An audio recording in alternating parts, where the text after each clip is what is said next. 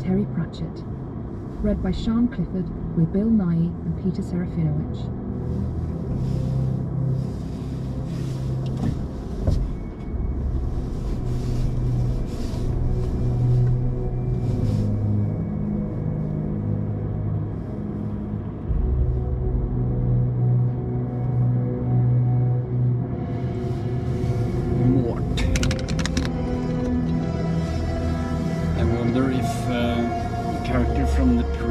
Previous book is there as well, or if Rincewind is the only recurring one.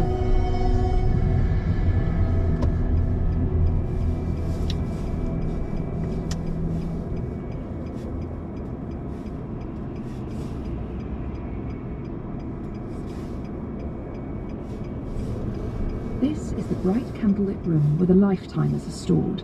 Shelf upon shelf of them, squat hourglasses, one for every living person, pouring their fine sand from the future into the past. The accumulated hiss of the falling grains makes the room roar like the sea. This is the owner of the room, stalking through it with a preoccupied air. His name is Death, but not any Death.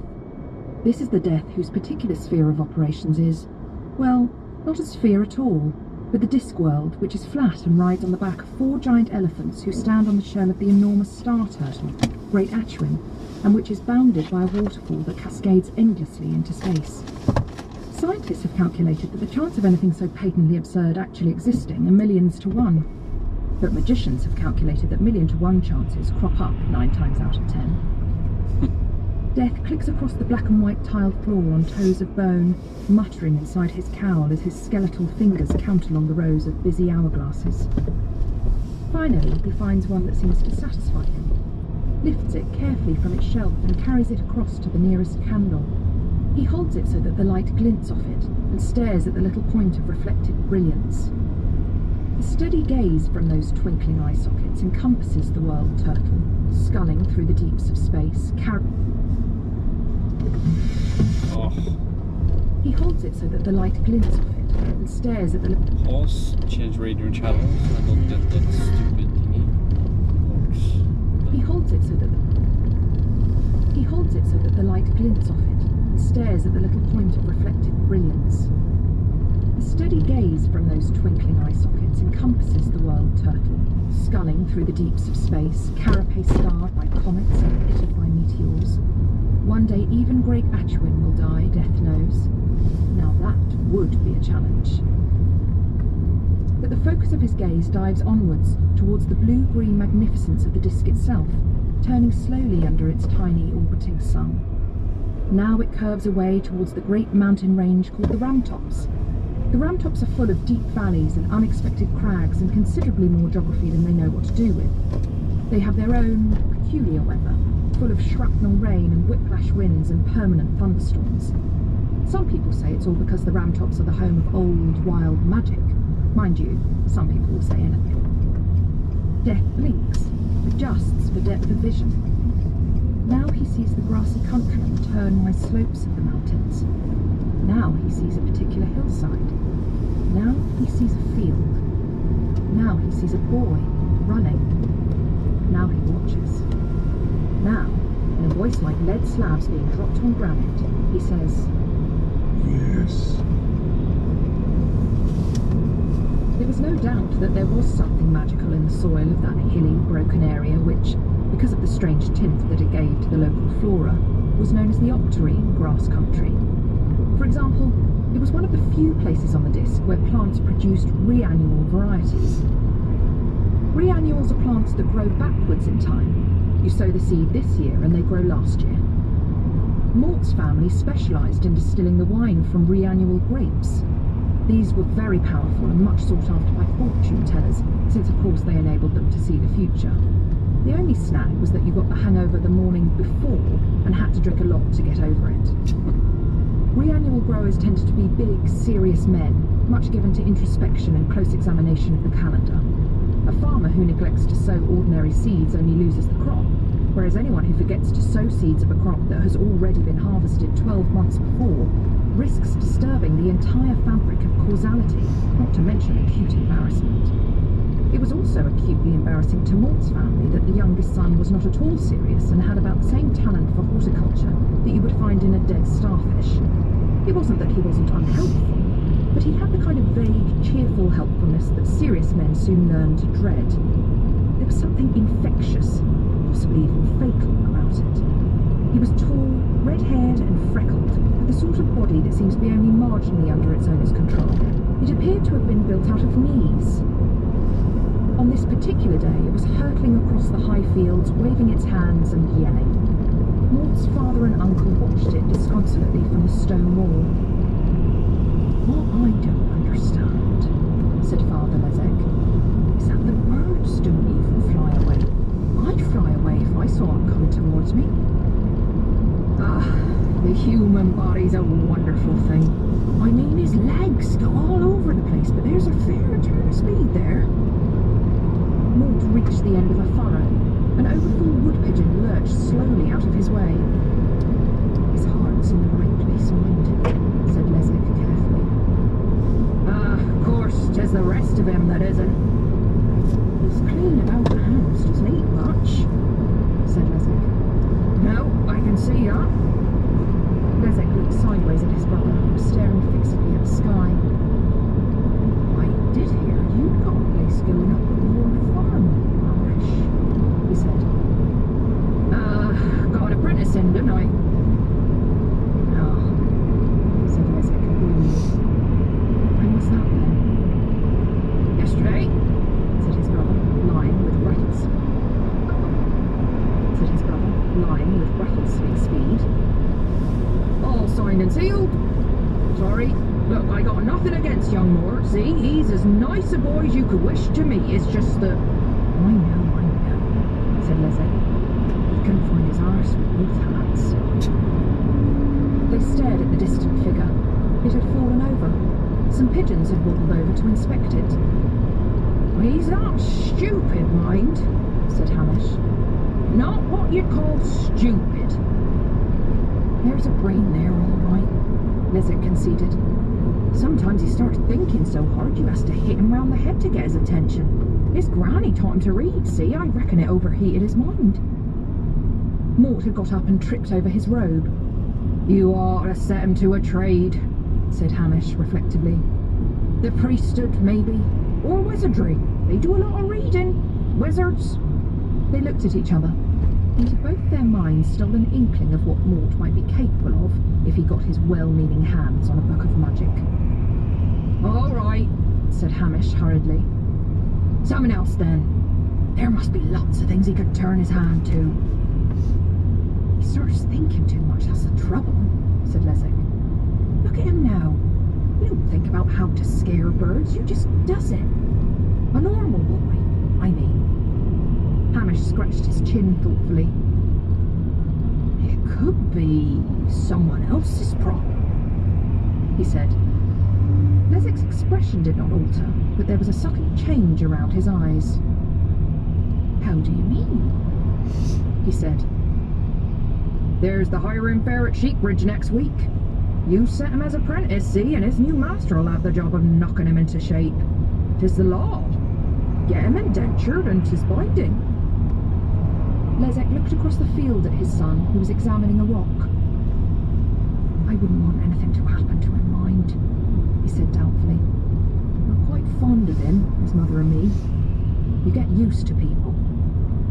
"It'll be for his own good, you'll see. Make a man of him." Well, there's certainly plenty of raw material," sighed Lezek. Mort was getting interested in the rock. It had curly shells in it, relics of the early days of the world when the Creator had made creatures out of stone. No one knew why. Mort was interested in lots of things. Why people's teeth fitted together so neatly, for example.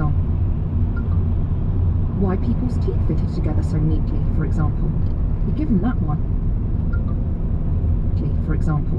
He'd given that one a lot of thought. Then there was the puzzle of why the sun came out during the day instead of at night when the light would come in useful. He knew the standard explanation, which somehow didn't seem satisfying.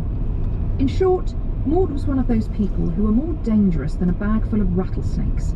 He was determined to discover the underlying logic behind the universe, which was going to be hard because there wasn't one. The creator had a lot of remarkably good ideas when he put the world together, but making it understandable hadn't been one of them. Tragic heroes always moan when the gods take an interest in them, but it's the people the gods ignore who get the really tough deals. His father was yelling at him, as usual.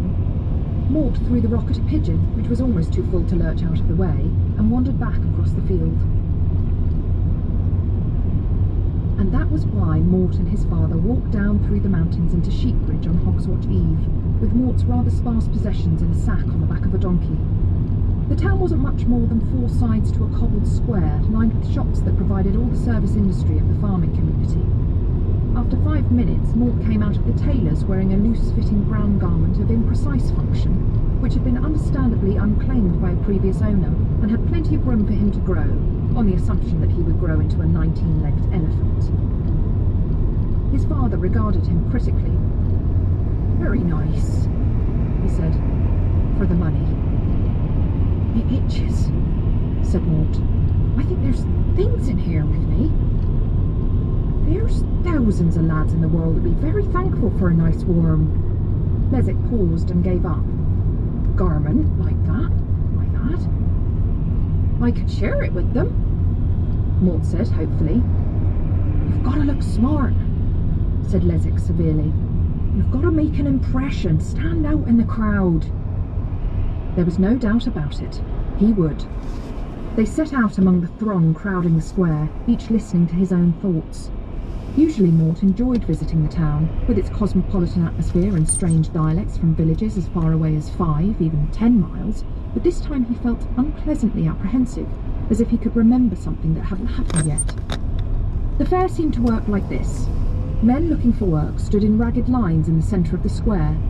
Many of them sported little symbols in their hats to tell the world the kind of work they were trained in. Shepherds wore a wisp of wool, carters a hank of horsehair, interior decorators a strip of rather interesting Hessian wall covering, and so on. The boys seeking apprenticeships were clustered on the hub side of the square. "You just go and stand there, and someone comes and offers you an apprenticeship," said Lezek, his voice trimmed with uncertainty. "If they like the look of you, that is." "How do they do that?" said Mort.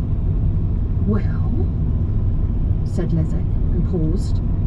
Hamish hadn't explained about this bit. He drew on his limited knowledge of the marketplace, which was restricted to livestock sales, and ventured, "I suppose they count your teeth and that, and make sure you don't wheeze and your feet are all right. I shouldn't let on about the reading, it unsettles people." "And then what?" said Mort. "Then you go and learn a trade," said Lezek. "What trade in particular?" "Well, carpentry is a good one," Lezek hazarded. "Or thievery. Someone's got to do it." Mort looked at his feet. He was a dutiful son when he remembered, and if being an apprentice was what was expected of him, then he was determined to be a good one. Carpentry didn't sound very promising, though. Wood had a stubborn life of its own and a tendency to split, and official thieves were rare in the Ramtops, where people weren't rich enough to afford them. "All right," he said eventually. "I'll go and give it a try. But what happens if I don't get apprenticed?" Lezek scratched his head. "I don't know," he said. "I expect you just wait until the end of the fair. At midnight, I suppose. At midnight, I suppose." And now midnight approached. A light frost began to crisp the cobblestones. In the ornamental clock tower that overlooked the square, a couple of delicately carved little automatons whirred out of trapdoors in the clock face and struck the quarter hour. 15 minutes to midnight. Mort shivered, but the crimson fires of shame and stubbornness flared up inside him, hotter than the slopes of hell. He blew on his fingers for something to do, and stared up at the freezing sky, trying to avoid the stares of a few stragglers among what remained of the fair. Most of the stall-keepers had packed up and gone. Even the hot meat pie man had stopped crying his wares and, with no regard for personal safety, was eating one. The last of Mort's fellow hopefuls had vanished hours ago. He was a wall-eyed young man with a stoop and a running nose, and Sheepridge's one licensed beggar had pronounced him to be ideal material. The lad on the other side of Mort had gone off to be a toy maker. One by one they had trooped off. The masons, the farriers, the assassins, the mercers, coopers, hoodwinkers and ploughmen. In a few minutes it would be the new year, and 100 boys would be starting out hopefully on their careers, new worthwhile lives of useful service rolling out in front of them. Mort wondered miserably why he hadn't been picked. He tried to look respectable, and had looked all prospective masters squarely in the eye to impress them with his excellent nature and extremely likeable qualities. This didn't seem to have the right effect. "Would you like a hot meat pie?" said his father. "No." "He's selling them cheap." "No, thank you." "Well..." Lezek hesitated. "I could ask the man if he wants an apprentice," he said helpfully. "Very reliable, the catering trade." "I don't think he does," said Mort. "No, probably not," said Lezek. "Bit of a one-man business, I expect. He's gone now, anyway. Tell you what, I'll save you a bit of mine. I don't actually feel very hungry, Dad. There's hardly any gristle." "No, thanks all the same." Oh. Lezek deflated a little. He danced about a bit to stamp some life back into his feet, and whistled a few tuneless bars between his teeth. He felt he ought to say something, to offer some kind of advice, to point out that life had its ups and downs, put his arm around his son's shoulder and talk expansively about the problems of growing up, to indicate, in short, that the world is a funny old place where one should never, metaphorically speaking, be so proud as to turn down the offer of a perfectly good hot meat pie. They were alone now. The frost, the last one of the year, tightened its grip on the stones. High in the tower above them, a cogged wheel went clonk, tripped a lever, released a ratchet and let a heavy lead weight drop down.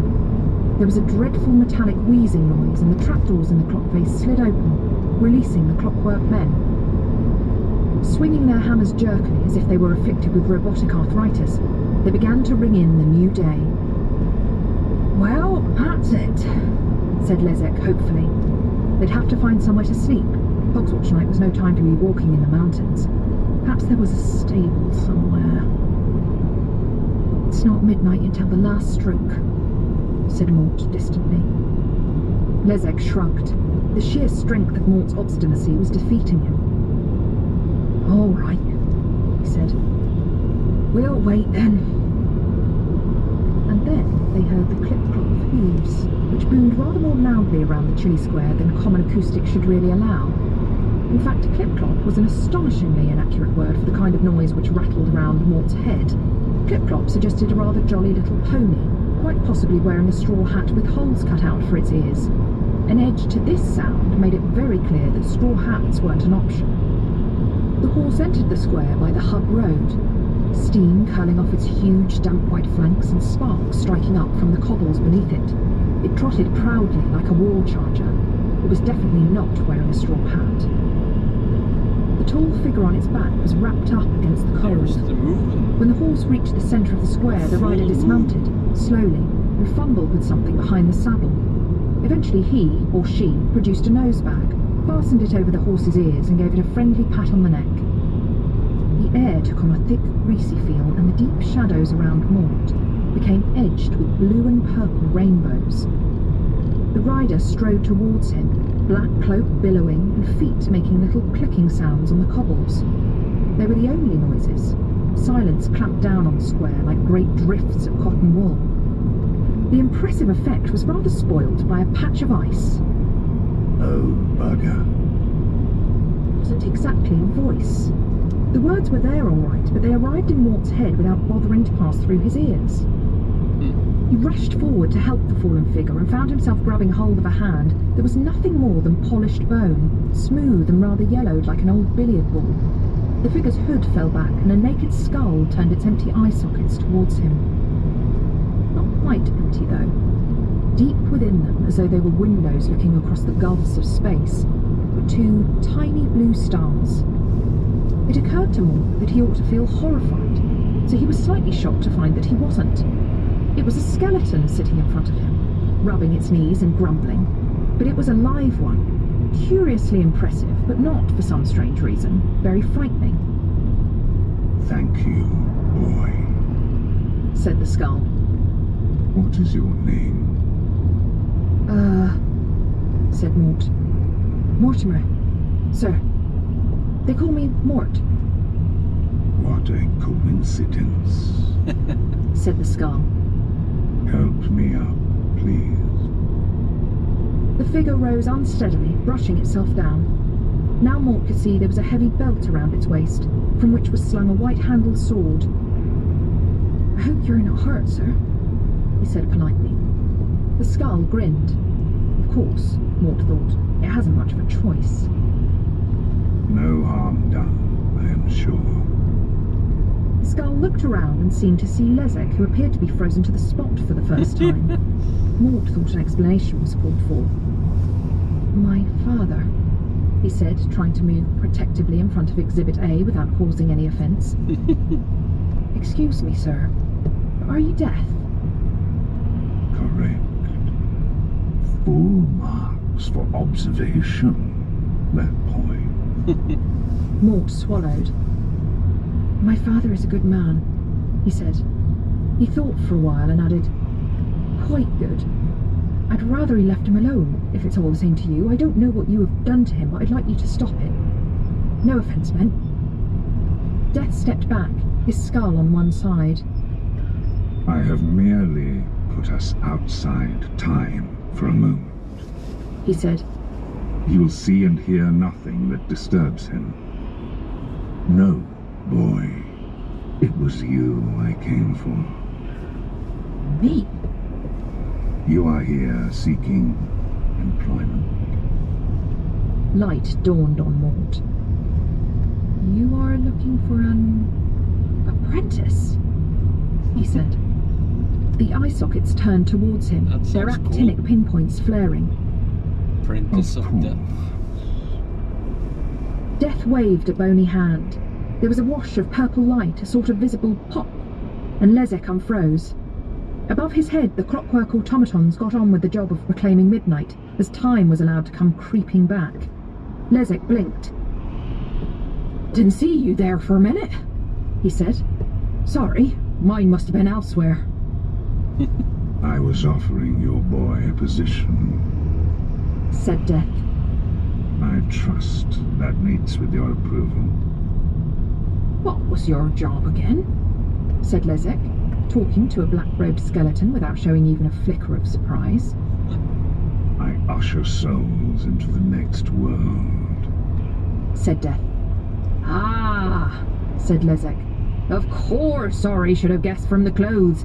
Very necessary work, very steady. Established business?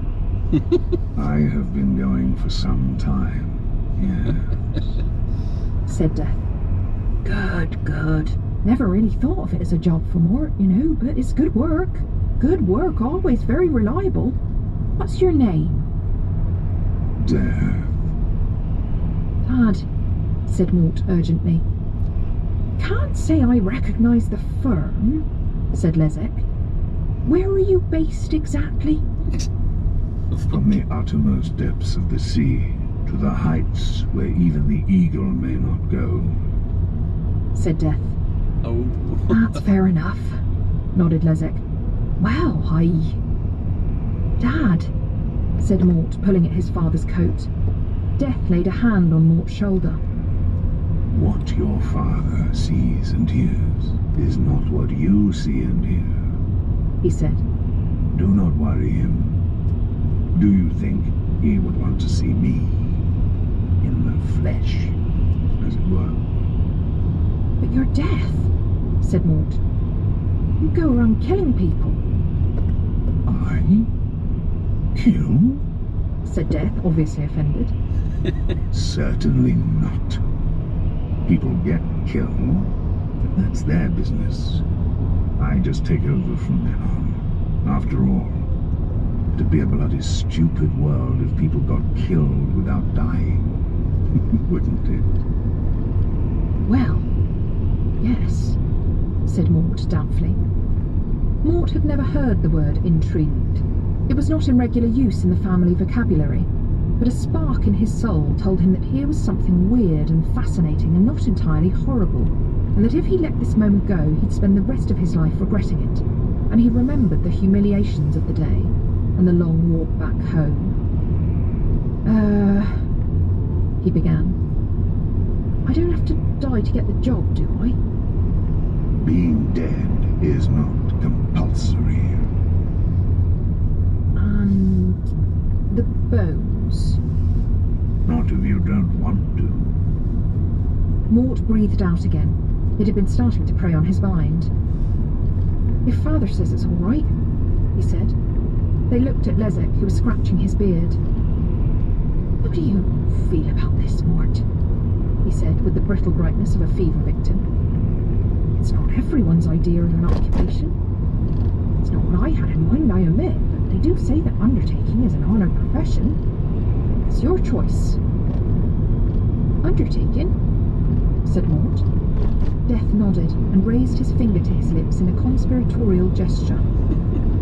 It's interesting, said Mort slowly. I think I'd like to try it. Where did you say your business was? Said Lezek. Is it far? Hello, I'm no here. further than the thickness of a shadow. I'm driving the Said car, can't you see Where the that? first primal call was, there was I also. Where man is, there am I. When the last life crawls under freezing stars, there will I be. Ah, said Lezek. You get about a bit then. He looked puzzled, like a man struggling to remember something important, and then obviously gave up. Death patted him on the shoulder in a friendly fashion and turned to Mort. Have you any possessions, boy? Yes, said Mort, and then remembered. Only I think I left them in the shop. Dad, we left the sack in the clothes shop.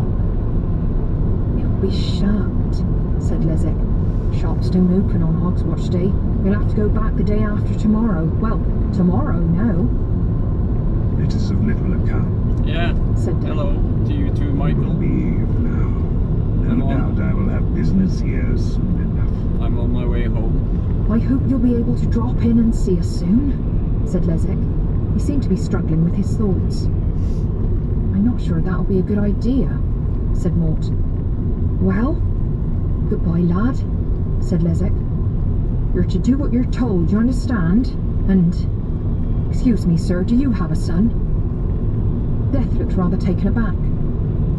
No, He said, I have no sons. I'll just have a last word with my boy if you've no objection, I will go and see to the horse. said Death with more than normal tact. Lezek put his arm around his son's shoulders, with some difficulty in view of their difference in height, and gently propelled him across the square.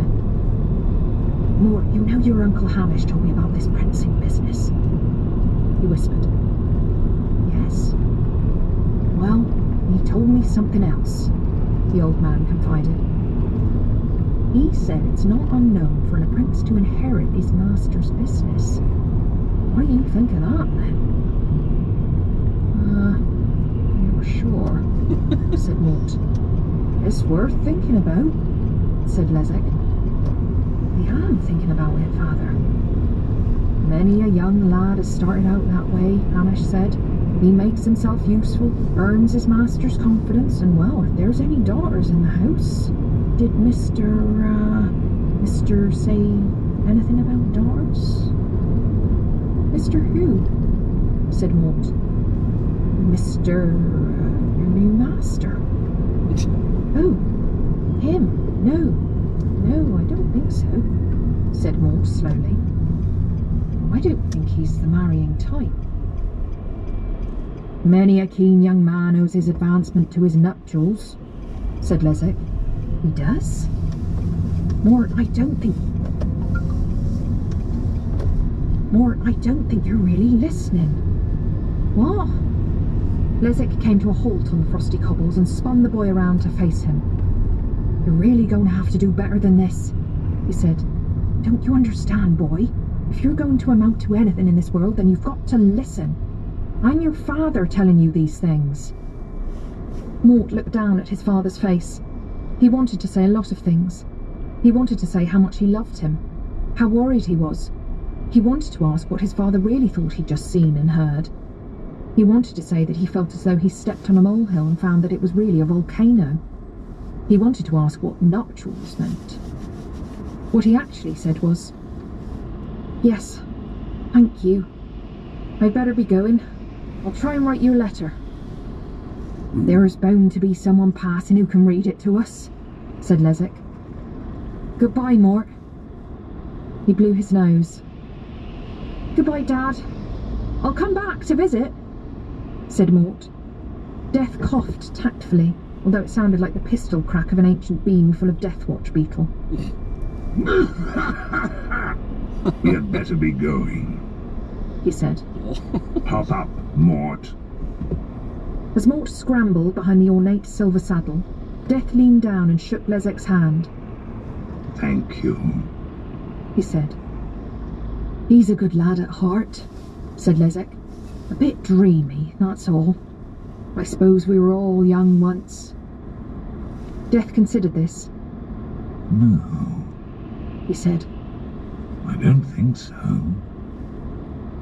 He gathered up the reins and turned the horse towards the rim road. From his perch behind the black-robed figure, Mort waved desperately. Lezek waved back. Then, as the horse and its two riders disappeared from view, he lowered his hand and looked at it. The handshake. It had felt strange, but somehow he couldn't remember exactly why. Mort listened to the clatter of stone under the horse's hooves. Then there was the soft thud of packed earth as they reached the road, and then there was nothing at all. He looked down and saw the landscape spread out below him, the night etched with moonlight silver. If he fell off, the only thing he'd hit was air. He redoubled his grip on the saddle. Then Death said, Are you hungry, boy? "Yes, sir." The words came straight from his stomach without the intervention of his brain. Death nodded and reined in the horse. It stood on the air, the great circular panorama of the disc glittering below it. Here and there a city was an orange glow. In the warm seas nearer the rim there was a hint of phosphorescence. In some of the deep valleys the trapped daylight of the disc, which is slow and slightly heavy, was evaporating like silver steam. Practically anything can go faster than disc light, which is lazy and tame, unlike ordinary light.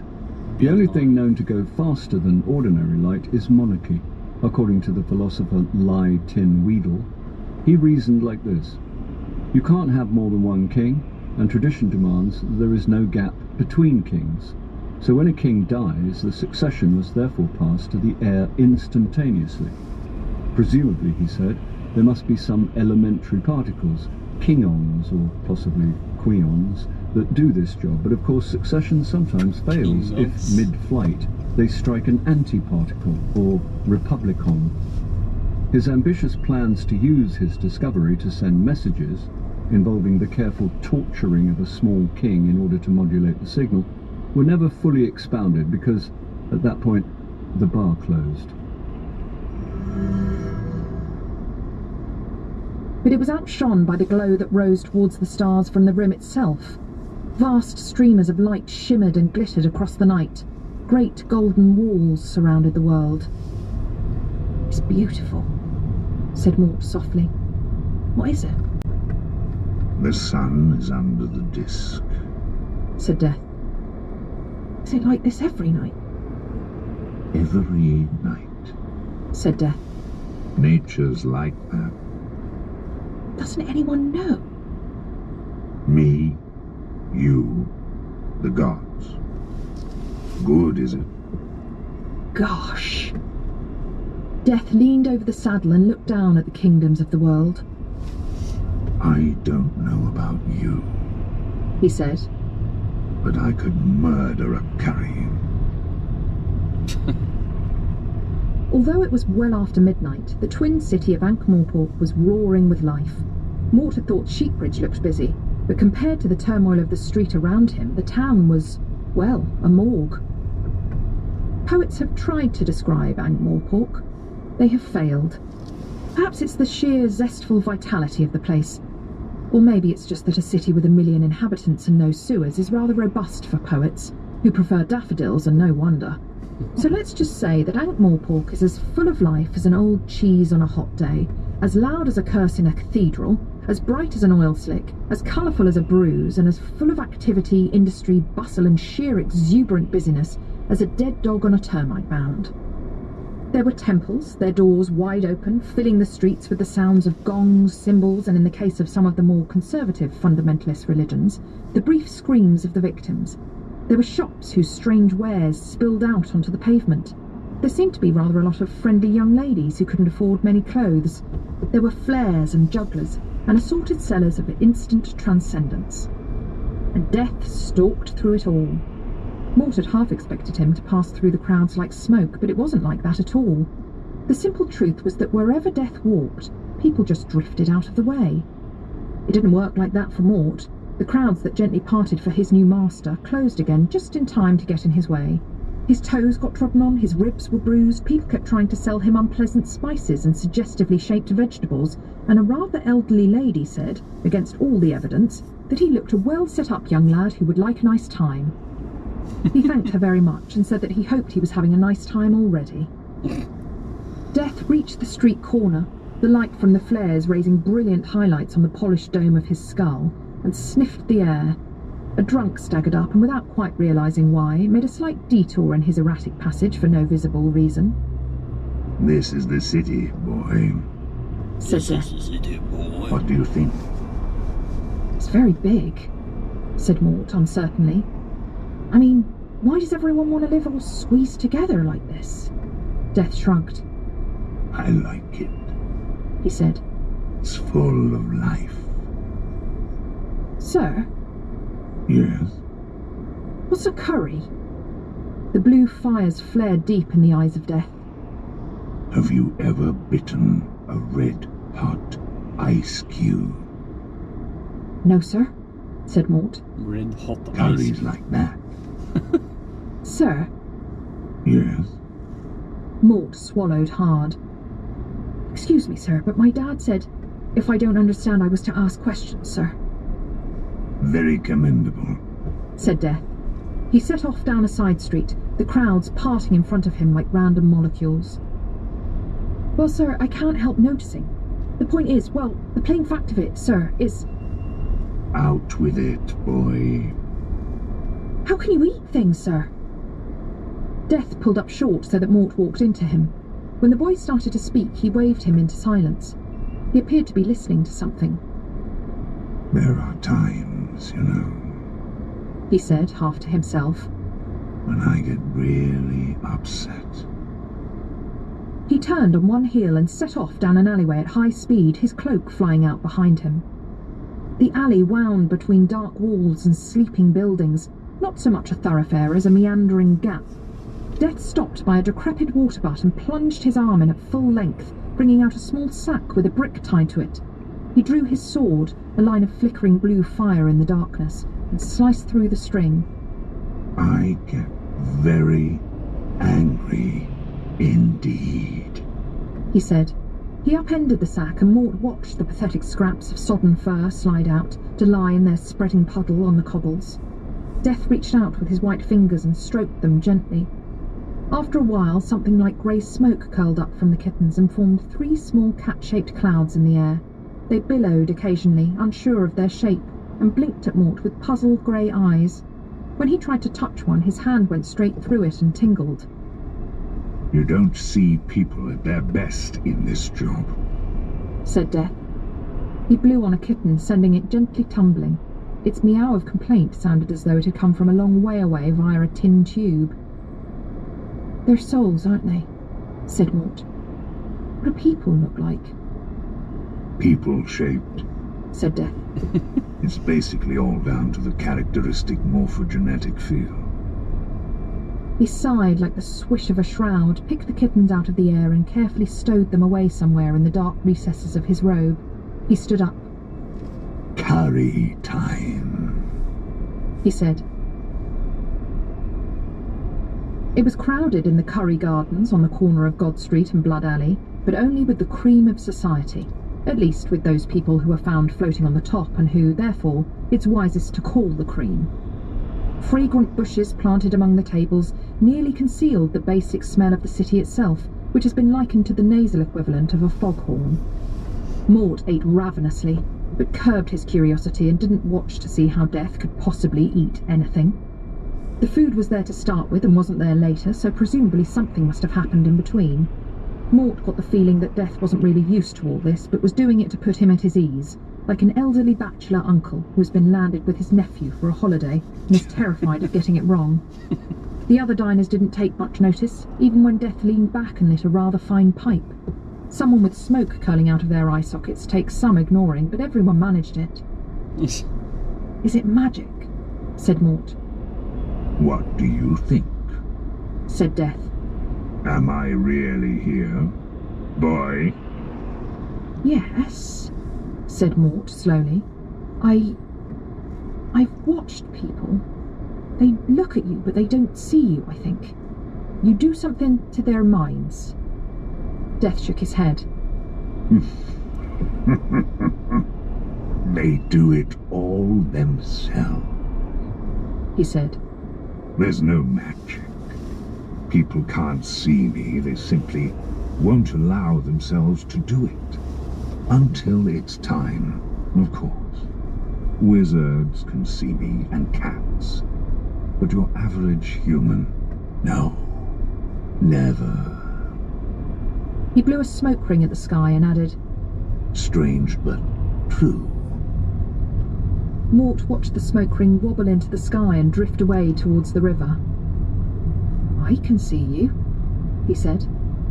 That's different. The Clatchian waiter arrived with the bill and placed it in front of Death. The man was squat and brown, with a hairstyle like a coconut gone over, and his round face creased into a puzzled frown when Death nodded politely to him. He shook his head like someone trying to dislodge soap from his ears and walked away. Death reached into the depths of his robe and brought out a large leather bag full of assorted copper coinage, most of it blue and green with age. He inspected the bill carefully, then he counted out a dozen coins. Come, He said, standing up. we must go.